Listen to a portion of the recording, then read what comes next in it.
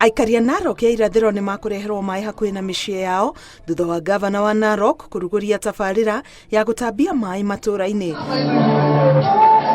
Mtutu arauga tabarĩra ta ici icokagio thutha nĩ aici a mĩberethi ya maaĩ akimarutĩra mũkana. Mtu yoyote ambaye atatoa ati pipe kwenda kutumia kutengeneza rungu ama nini, hiyo tutakabiliana na hao.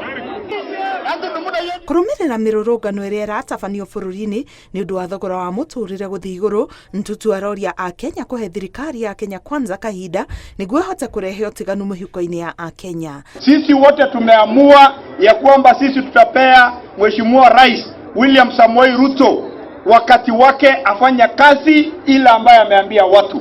Tuko na shida nyingi kwa Kenya na tunashukuru Mungu sasa hivi imeanza kunyesha.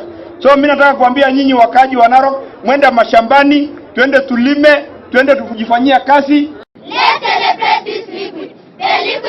Tabarĩra ĩno ya maaĩ ĩrĩkanĩte kũhũthĩra mũigana wa ciringi milioni 159.